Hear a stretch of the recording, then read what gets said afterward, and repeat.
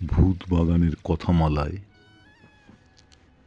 আজ শুনবেন বিভূতিভূষণ বন্দ্যোপাধ্যায় রচিত গল্প সংসার।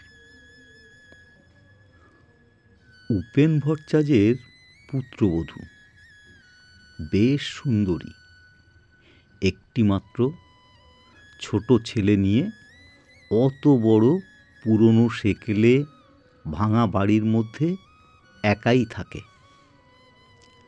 স্বামীর পরিচয়ে বউটি এ গ্রামে পরিচিত নয়। অমুকের পুত্রবধূ, এই তার একমাত্র পরিচয়।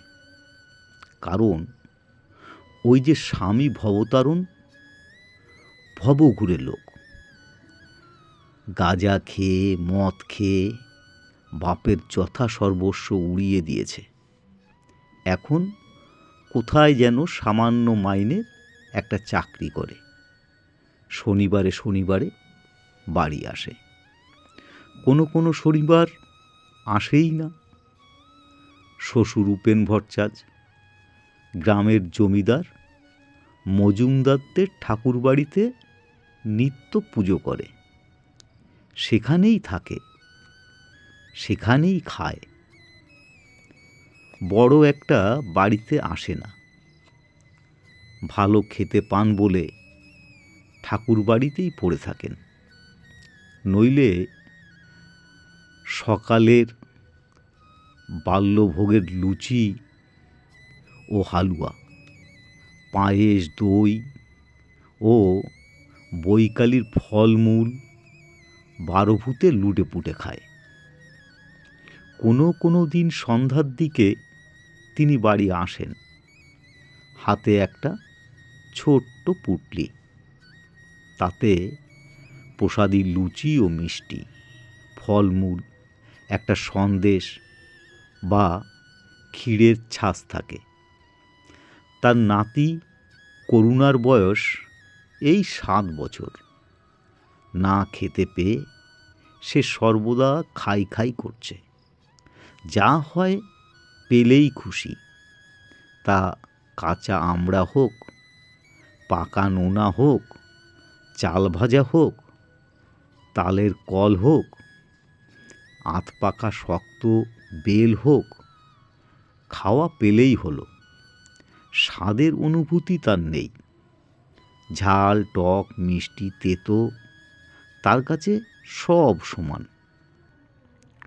ও করুণা, এই দেখ কি এনেছি। কি ঠাকুর দাদা? দাদু টাদু বলার নিয়ম নেই, ওসব শৌখিন শহরে বুলি। করুণা শেখেনি। সে ছুটে যায় উৎসুক লোভীর ব্যগ্রতা নিয়ে। ঠাকুরদাদা পুটলি খুলে দুখানা আখের টিকলি, একটা বাতাসা ওর হাতে দেয়। ও তাতেই মহাখুশি। ঠাকুরদাদা যে জিনিস দেন না কেন অনেক ভালো, অনেক বেশি। পুটলির যে অংশে থাকে বৈকালি ভোগের লুচি, কচুরি, মালপোয়া ও তালের বড়া, যখনকার যে ফল, সেটা ঠাকুরকে নিবেদন করার প্রথা ওই ঠাকুর বাড়িতে বহুকাল থেকে প্রচলিত। এখন ভাদ্র মাস, কাজেই তালের বড়া রোজ বিকেলে নিবেদিত হয়। করুণা এক আধবার পুটলির অন্য অংশে দেখতে চায়, কিন্তু তাতে তার লোভ হয় না। ওরকম দেখতে খুব ছেলেবেলা থেকে সে অভ্যস্ত। সে জানে ও অংশে তার কোনো অধিকার নেই। ঠাকুরদাদার দিকে ও বোকার মতো চেয়ে থাকে। উপেন ভট্টাচার্য গলায় কাঁসারি দিয়ে আওয়াজ করে। পুত্রবধূকে তার আগমন বার্তা ঘোষণা করতে করতে বাড়িতে ঢোকেন এবং সটান দোতলায় নিজের ঘরটিতে চলে যান। রোজ তার ঘরটি নিজে চাবি দিয়ে বেরিয়ে যান এবং এসে আবার নিজেই খোলেন। পুত্রবধূকে বিশ্বাস করার পাত্র তিনি নন। কোনো মেয়ে মানুষকেই বিশ্বাস করতে নেই। ও বৌমা, বৌমা, ওপরে এসো, কে বাবা? একবার ওপরে এসো। পুত্রবধূ ওপরে গিয়ে দেখে শ্বশুর পুটলি খুলে কী সব খাবার জিনিস তস্ত্রভাবে হাঁড়ির মধ্যে পুড়ছেন। পুত্রবধূকে দেখে তড়িঘড়ি তিনি হাঁড়িটার দিকে পেছন ফিরে বসেন। বৌমা, ইয়ে করো তো, আমার ঘরে একটা আলো জ্বেলে দিয়ে যাও। আপনি রাতে কি খাবেন? ভাত রাখবো? না, তুমি শুধু খাবার জল এক ঘটি দিয়ে যেও। এ সংসারে বৃদ্ধ শ্বশুরের জন্য পুত্রবধূর রাতভান নিয়ম নেই। যার যার তার তার। ছেলে যখন আসে বাপের খোঁজ নেয় না, ওরা নিজে রাঁধে নিজেরা খায়। উপেন ভট্টাচার্য এসে নিজের ঘরের তালা খুলে বড় জোর একটু জল, কোনোদিন একটু নুন এই পুত্রবধূর কাছ থেকে চেয়ে নেন। এর বেশি তার কিছু চাইবার থাকে না, কেউ তাকে দেয়ও না। আজ পুত্রবধূর তার জন্য রান্না করার প্রস্তাবে তিনি খানিকটা বিস্মিত হন। বোধহয় সেজন্যই পুত্রবধূর প্রতি তার মনোভাব হঠাৎ একটু দরাজ হয়ে গেল। তার ফলে যখন আবার সে জলের ঘটি নিয়ে ঢুকল, তখন তিনি হাঁড়িটার সামনে নিয়ে বলেন, দাঁড়াও বৌমা, করুণাকে দিয়েছি, আর তুমি এই দুখানা লুচি আর এই একটু মিষ্টি নিয়ে যাও, জল খেয়েও। পুত্রবধূ দুই হাত পেতে শ্বশুরের দেওয়া আধখানা ক্ষীরের ছাঁচ, খানচারেক লুচি, আধখানা ছানার মালপোয়া ও দুটি তালের বড়া নিয়ে একটু অবাক হয়েই দাঁড়িয়ে রইল। শ্বশুর হঠাৎ কেন এত সদয় উঠলেন তার উপরে, না খেয়েও থাকলেও কখনো জিজ্ঞাসাও করেন না সে খেলো না উপোস করল। সে বলল, আমি যাই বাবা। হ্যাঁ যাও, পান আছে? না তো বাবা, এ হাটে আমার কাছে পয়সা ছিল না। করুণার পাঠশালার মাইনে 4 আনা বাকি, তাগাদা করছে মাস্টার, তাও দিতে পারছি না। পুত্রবধূর নাম তারা, গরিব ঘরের মেয়ে, না হলে কি আর এই সংসারে বিয়ে হয়? নিচে নেমে এসে সে ছেলেকে ডেকে দুখানা লুচি আর মিষ্টিগুলো সব খেতে দিল। নিজের জন্য রাখলো দুখানা লুচি আর দুটো তালের বড়া। ছেলেকে তালের বড়া খেতে দিলে ওর পেট কামড়াবে রাতে। সত্যি তার হাতে পয়সা না থাকায় কোনো দিনই তার কিছু রাতে খাওয়া হয় না। করুণার জন্যে দুবেলার চাল নেওয়া হয় ও বেলায়, জল দেওয়া ভাতে সন্ধে পিদ্দিম জেলে করুণাকে খেতে দেয়, তারপর মায়ে পড়ে শুয়ে পড়ে। নিত্য নক্ষত্র ওঠে আকাশে, নিত্য চাঁদের জ্যোৎস্নায় প্লাবিত হয়ে যায় ওদের মস্ত বড় ছাদটা। ও ছেলেকে নিয়ে অত বড় বাড়ির মধ্যে একখানা ঘরে শুয়ে থাকে। ইঁদুরে খুটখুট করে, কলা বাদুর পুরনো বাড়ির কোণে কোণে ঝটপট শব্দ ওড়ে, ছাদের ধারের বেল গাছটার ডাল বাতাসে দোলে। কোনো কোনো দিন ওর ছেলের ঘুম ভেঙে যায়। ভয়ে মাকে ঠেলে দিয়ে ঘুম ভাঙিয়ে বলে, ও কি খুটখুট করছে মা? কিচ্ছু না, তুই ঘুমো। ও ইঁদুর বাইরে ছাদে, ওই শোনো, ও কিচ্ছু না, তুই ঘুমো। শাকচুন্নি আছে মা ওই বেল গাছে। না, সেসব কিচ্ছু নেই। শোনো মা, রেতার দাদা গল্প করছিল, তাদের বাঁশঝাড়ে শাকচুন্নি আছে। রেতা নিজেও দেখেছে একদিন। বুঝলে মা, তুই ঘুমো, ওসব বাজে কথা। আচ্ছা খোকন, আমি একা একা রাত 8টার সময় পুকুরে কাপড় কেচে আসি, আমি কিছু দেখি নে তো। উপেন ভট্টাচার্যের পুত্রবধূর সাহস খুব, একথা গায়ের সকলেই বলা বলি করে। অত বড় প্রাচীন অট্টালিকায় বহু ঘরদোরের মধ্যে ছোট্ট একটি ছেলে সম্বল করে একাই থাকে। ওই ভুতুরে বাড়িতে বাবা, শ্বশুর তো কালে ভদ্রে বাড়ি ঢোকে, স্বামীও প্রায় তাই। শনিবারে খালি যাই এলো, আবার রবিবার বিকেলে চলে গেল। ধন্যী সাহস বটে মেয়ে ছেলেটার। কেউ কেউ বলে, মেয়ে মানুষের ভাই যাই বলো, অত সাহস ভালো না। স্বভাব চরিত্রী কার কীরকম তা তো কেউ বলতে পারে না।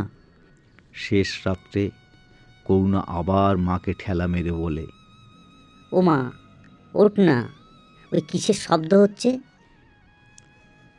তুই বাবা আর ঘুমোতে দিলি নে। কই, কোথায় শব্দ? কে এসে দরজায় ঘা দিলে, কড়া নাড়লে? ওই তো ঘরের বাইরে দেখো। তারা ধর্মর করে উঠে বসলে। কে? বাইরে থেকে উত্তর এলো, আমি, ডোর খোলো। করুণা ভয়ে কাঠ হয়ে গিয়েছিল। হঠাৎ সে খুশিতে চেঁচিয়ে উঠল প্রায়। ও বাবা! তাড়াতাড়ি উঠে গিয়ে খিল খুলে দিয়ে এক গাল হেসে বলে, এসো এসো, একেবারে শেষ রাত্রি রে, ভালো আছো? হ্যাঁ, বাস খারাপ হয়ে গিয়েছিল রাস্তায়। আসতে যা কষ্ট হয়েছে। তালপুকুরের মাঠের মধ্যে বাস খারাপ হয়ে দাঁড়িয়ে রইল রাত 10টা থেকে। এই খানিক আগে তখন চলল। তুমি হাত মুখ ধোও, জল গামলায় আছে, গাড়ুতেও আছে, আমি ভাত চড়াই। শেষ রাত্রিরে ভাত খেয়ে মরি আর কি। আমার পুটলির মধ্যে সরু চিড়ে আছে, তাই দুটো ভিজিয়ে দাও। খোকা, সরে আয়, তোর জন্যি জিলিপি এনেছিলাম, তা মিয়ে নেতা হয়ে গেছে। এই নাও, খোকারে দুখানা দাও, তুমি দুখানা খাও। আমি খাবো না, তুমি খেয়ে একটু জল খাও। ওগো না না, যা বলছি শোনো না। আমার পেট ভালো না, কদিন থেকেই খারাপ। সরু চিড়ে ভিজিয়ে নেবুর রস আর নুন মেখে বেশ কষলে কদ বের করে দাও। থাক থাক, তোমাকে আর শোনাতে হবে না, হাত মুখ ধুয়ে এসো। যাব, তার আগে একবার গাড়ুটা দাও দেখি। গামছাখানা এখানে রেখে দিও, আসছি আমি। তারা তক্ষুনি চিড়ে ভেজাতে দিল। স্বামী এসে হাত মুখ ধুয়ে বসল। তার সামনে পাথরের একখানা বড় বাটিতে চিড়ের কদ, নুন লেবু মিশিয়ে তাকে খেতে দিল। স্বামী একটুকু মুখে নিয়েই বলল, বাহ, বেশ, নুন নেবু মিশিয়ে বড় চমৎকার খেতে লাগছে। আর দেব? না না, এই বেশি হয়েছে। তা হ্যাঁ গা, এই ধার দেনা কত এবার? মাছ কিনেছিলাম, একদিন 4 আনি আর একদিন 2 আনি। আর খোকা আমসত্ত্ব খেতে চেয়েছিল, তাই বোস্টম বাড়ি থেকে কিনে এনেছিলাম 2 আনা। আমসত্ত্ব আবার কিনতে গেলে বড় নবাব হয়েছ না? স্বামীর মুখে কড়া সুরের কথা এই প্রথম নয় তার। ওর চেয়েও অনেক বেশি রূঢ় ব্যবহার, কথা সে সহ্য করে আসছে দীর্ঘদিন ধরে। গা সওয়া হয়ে গিয়েছে তার, তাও বিনি দোষে। খোকা খেতে চেয়েছিল, ছেলে মানুষ, আবদার ধরল, ও কি বোঝে? অবোধ, না দিতে পারলে কষ্ট হয়। বারে, খোকা কাঁদতে লাগলো, তা দেবনি কিনে? না, বাপের বাড়ি থেকে পয়সা এনে দিও। মুখ সামলে কথা গো বলছি, বাপ তুলো না, খবরদার। ওরে বাপরে, দেখো ভয়তে ইঁদুর গর্তে না ঢুকি। তবু যদি বাপের বাড়ির চালে খড় থাকতো। ছিল না বলেই তো তোমার মতন অচপাড় মুখ্যু আর মাতালের হাতে বাপ দিয়েছিল ধরে। তবে রে, স্বামী ভবতারণ হাতের কাছে ছাতা পেয়ে তাই উঁচিয়ে গেল তারার দিকে। করুণা চিৎকার করে কেঁদে উঠল ভয়ে। ওপর থেকে উপেন ভট্টাচার্য বলে উঠলেন, কে কে কি হলো? কে ওখানে? ভবতারণ উদ্যত ছাতা নামিয়ে বললে, তোমায় আমি ফের যদি ছোট লোকের মেয়ে কোথাকার। খবরদার, আবার বাপ তুলছ? বেরো, বেরো, তুমি বাড়ি থেকে দূর হও। তোমার মুখ ছাইয়ে নুড়ো জেলে দেবো বলছি, বেরো। হারাম জাদি, দেখ এখনো মুখ সামলা বলছি। বেরোবো কেন? তোর কোন বাবা এ বাড়ি করে রেখে গেছিল? তুই বেরো। করুণা আকুল সরে কাঁদছে। বাবা মার ধুন্ধুমার ঝগড়ার মাঝখানে ওর মা এসে ওকে কোলে নিয়ে বলল, চল খোকা, আমরা এ বাড়ি থেকে চলে যাই। ওরা থাকুক, যাদের বাড়ি। তোর আমার বাড়ি না তো। খবরদার, খোকাকে ছুঁয় না বলছি। যাবি হারামজাদি তো একলা যা, খোকা তোর না আমার। বেশ, রাখো খোকাকে, আমি একলাই যাচ্ছি। যা, বেরো। করুণা ছুটে গিয়ে মাকে জড়িয়ে ধরে বলল, মা, তুমি যেও না, আমি তোমার সঙ্গে যাব। ভবতারণ বললে, খোকন কেঁদো না, তোমায় আমি কলকাতা নিয়ে যাব, রেলগাড়ি কিনে দেব, মোটর কিনে দেব, এসো। করুণা কান্নায় জড়িত সুরে বলল, না, এসো। না, কলকাতা যাবি নে? না। মাকে সে আরও বেশি করে জড়িয়ে ধরে। এমন সময় ওপর থেকে উপেন ভট্টাচার্য নেমে এসে ছেলেকে বললেন, তুই কি চেঁচামেচি আরম্ভ করলি ভোর রাত্রে? তুই মানুষ হলি নে এই দুঃখে, আর আমি বাড়ি আসি নে। কেন মিছিমিছি বৌমাকে যা তা বলছিস? আমি সব শুনেছি। তোরই তো দোষ। ও আমার ঘরের লক্ষ্মী। আপনাকে তো কিছু বলিনি, আপনি ওপরে যান বাবা। আমার কথার মধ্যে আসতে কে বলেছে আপনারে? আমি যাই না যাই আমি বুঝবো। আর তুই যে বলছিস বৌমাকে বাড়ি থেকে বেরোতি, আমার বাড়ি না তোর বাড়ি? আমি আজ বেঁচে নেই, তবে কি দাবি আছে তোর বাড়ির উপরে? আমি ওপর থেকে সব শুনেছি। বদমাইশ পাজি কোথাকার। আমি মরবার আগে খোকনকে বাড়ি লিখে দিয়ে যাব। কালই যাচ্ছি আমি সদরে, বৌমারে ওছি করে যাব। তোমার বাড়ির হাম্বা ছুটিয়ে তবে আমার কাজ। হতচ্ছাড়া বদমাইশ। রাত দুপুর সময় এসে উনি ঘরের বউকে বলবেন বেরো বেরো। মুরদ নেই এক কড়া। আরে হারামজাদা, ও ভদ্রলোকের মেয়ে সারা মাস কি খায় তুই তার কোনো খোঁজ রাখিস? না কেউ রাখে? বেরোতে বললি লজ্জা করে না? এসো তো খোকন, এসো। চলো বৌমা, ওপর ঘরে চলো। তারা ঘুমটা টেনে সে ফিসফিস করে খোকনকে কি বলল। খোকন বললে, ঠাকুর দাদা, তুমি উপরে যাও, মা বলেছে। ভবতারণ সাহস পেলে বলে, আমি তাড়িয়ে দেবার কথা আগে মুখে এনেছি না আপনার গুণধর বৌমা? জিজ্ঞেস করুন তো, কে কাকে বেরিয়ে যাবার কথা বলেছে? হ্যাঁ খোকা, বল তো।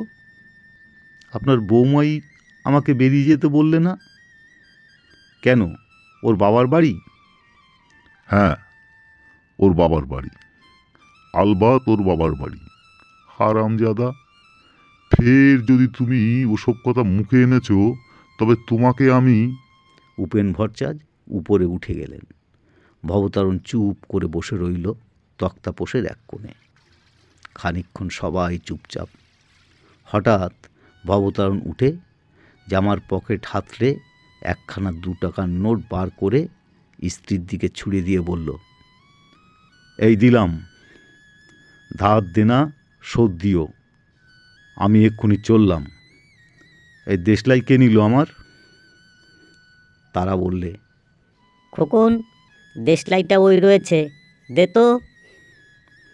একটা বিড়ি ধরিয়ে নিয়ে ভবতারণ জামা গায়ে দিতে দিতে বলল, এসেছিলাম অনেক আশা করে, তা এ বাড়ি আমি থাকবো না, এখানে আমার পোষাবে না। কেউ যখন আমার দেখতে পারে না তখন থাকবো না। খাওয়া হলো না, শরীরটা খারাপ। তা হোক, যাবই, আর আসছি না। দেখ খোকন, যাবি কলকাতায়, চল আমার সঙ্গে, মোটর কিনে দেব, লজেন চুস কিনে দেব। করুণা নিরুত্তর। যাবি? না। এসো আমার সোনা, আমার মানিক, চলো আমার সঙ্গে। ওই সময় তারা এগিয়ে এসে স্বামীর হাত ধরে বললেন, কেন পাগলামি করছো? বসো, এখনও অন্ধকার রয়েছে, এখন কোথায় যাবে? ছি! হাত ছাড়ো। ঝটকা মেরে ভবতারণ হাত ছাড়িয়ে দিল। তোমার মতো ইতরের সঙ্গে কথা বলিনি, আমি খোকনের সঙ্গে কথা বলছি। রাগ করে না, ছি! ফের আবার? এইবার কিন্তু ভালো হবে না বলছি। খবরদার, আমার গা ছুঁয়ো না। আচ্ছা, ছোবো না, বসো এখানে। ফের কথা বলে, খোকন, ও খোকন, যাবি আমার সঙ্গে? আয়, আর কখনো যদি এ ভিটে পদার্পণ করি তবে আমার... করুণা মায়ের পেছনে গিয়ে লুকিয়ে আছে, তার কোনো সাড়া শব্দ পাওয়া গেল না। সকালবেলা বেশ রোদ উঠেছে। তারা স্বামীকে 2খানা পেঁপের টুকরো হাতে দিয়ে বলল, খাও, পেট ঠান্ডা হবে। ভবতারণ এই ঘুমিয়ে উঠেছে, চোখ ভারী ভারী। পেঁপের রেকাবি হাতে নিয়ে বলল, উনি কোথায়? ওপরে। যাবেন না?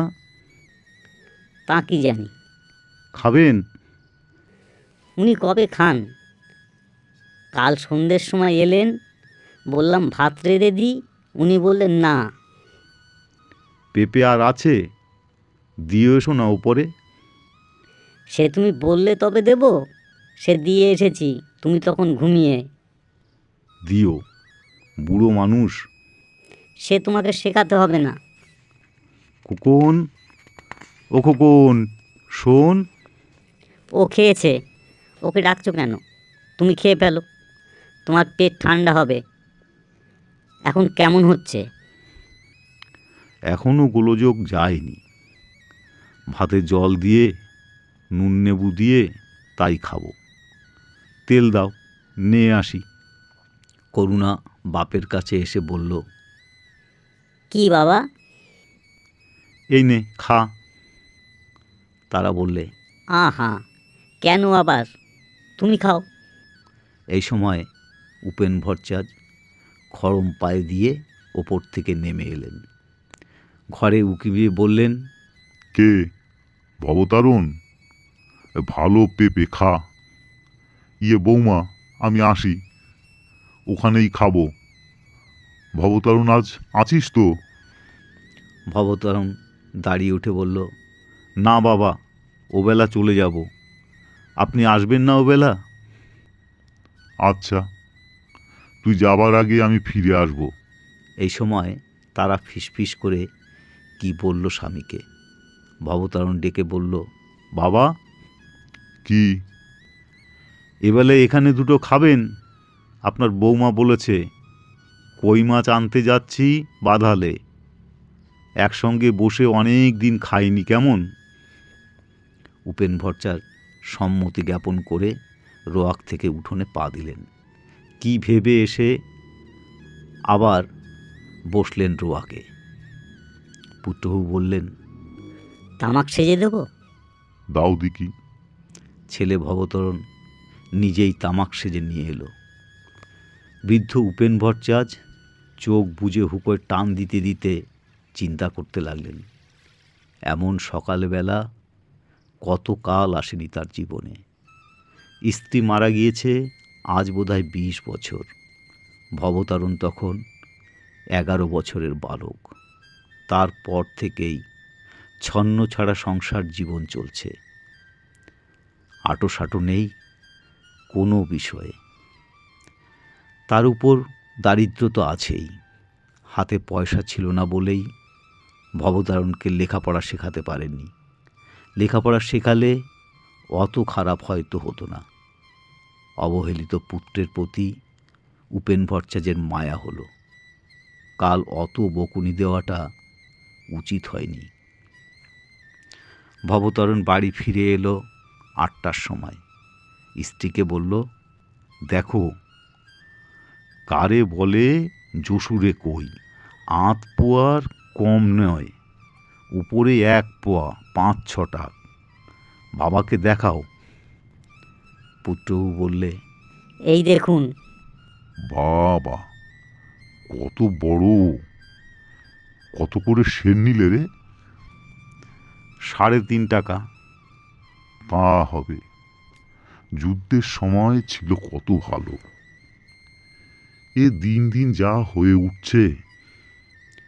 অনেক দিন পর পুত্র পুত্রবধূর সেবা যত্ন জুটল উপেন ভট্টাচার্যের ভাগ্যে। এমন একসঙ্গে খাওয়া দাওয়া কত কাল হয়নি। তিনি পড়ে থাকেন মজুমদারদের ঠাকুর বাড়িতে পেটের দায়িত্ব। ছেলে উপযুক্ত হয়নি। নিজের ছেলেটাকে সে খেতে দিতে পারে না। ওদের ভার লাঘব করবার জন্যই তিনি পরের বাড়িতে খান। খাওয়া দাওয়ার পর উপেন ভট্টাচার্য দিবানিদ্রা দেবার জন্য ওপরে ঘরে চলে গেলেন। পুত্রবধূ তামাক সেজে দিয়ে গেল। আহ, কি আরাম! সব আছে তার, অথচ নেই কিছুই। আজ দিনটা একটা চমৎকার দিন। এমন দিন আবার কবে আসবে? 12 মাসে সজনে গাছে ফুল ফুটছে, ডালপালা নড়ছে বর্ষার সজল বাতাসে। ঘুমিয়ে পড়লেন উপেন ভট্টাচার্য। উপেন ভট্টাচার্যের পুত্রবধূ আপন মনে আজ খুব খুশি। ছন্নছাড়া ভাঙা বৃহৎ বাড়ি আজ যেন কার পাদস্পর্শে লক্ষ্মীর সংসার হয়ে উঠেছে। দোতলায় শ্বশুরকে তামাক সেজে দিতে যাওয়ার সময় এই কথাই তার মনে হচ্ছিল। তার আছে সবই, শ্বশুর, স্বামী, পুত্র, যা চায় মেয়েরা। এত বড় বাড়ি, জাজল্যমান সংসার যাকে বলে। ওদের সকলের পাতে পাতে ভাত মাছ দিয়ে আজ কত সুখ পেয়েছে সে। ওদের খাইয়ে সুখ। ভাবতে ভাবতে সেও ঘুমিয়ে পড়ল। ভবতারণ অন্যদিন খেয়ে দিয়ে আড্ডা দিতে বেরোয় রায়পাড়ায় হারু রায়ের নাতি অমূল্য রায়ের ওখানে। স্থলপথের যাত্রী দুজনেই। দুপুরের পর ভরা পেটে মৌতার জমে ভালো। আজ কিন্তু সে বাইরে গেল না। স্ত্রীকে ঘুমোতে দেখে সে মনে মনে ক্রুদ্ধ হলো। কেন? দুটো গল্প করলে কি হয়েছিল?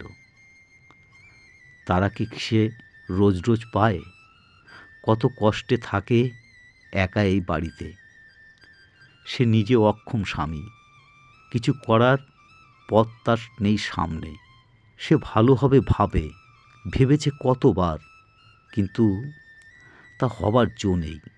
সে জানে কেন। সঙ্গ বড় খারাপ জিনিস। সে সব বন্ধুদের সঙ্গে তাকে এইখানে নামিয়েছে। জলপথ ও স্থলপথ কোনো পথ বাকি রাখেনি। আজকের সংকল্প কাল উবে যাবে কর্পূরের মতো। তবুও আজকের দিনটা একটা সুন্দর দিন। জাকালো শান্ত দিন। এই দিনটি তার মনে স্মরণীয় হয়ে থাকে।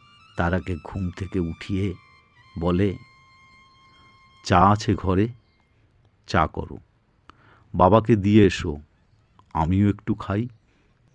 না, চা খায় না, নেবু আর নুন দিয়ে চিড়ের কত করে দিই।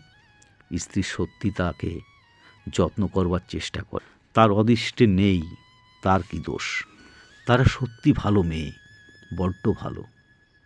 এদিকে দিব্যা নিদ্রা ভেঙে উপেন ভট্টাচার্য সবে উঠেছেন। অমনি পুত্রবধূ গরম চায়ের গ্লাস নিয়ে এসে তার হাতে দিলেন। বিস্মিত চোখে পুত্রবধূর দিকে চেয়ে বললেন, কি চা বাড়িতে ছিল? ছিল। বেশ বেশ। পুত্রবধূ হাসি মুখে বলে, আর কিছু খাবেন? হ্যাঁ, তা কি খাওয়াবে? বেশ, দুভাজা করে চিড়ে ভেজে নারকোল কোড়া দিয়ে মেখে নিয়ে আসি। বেশ বেশ।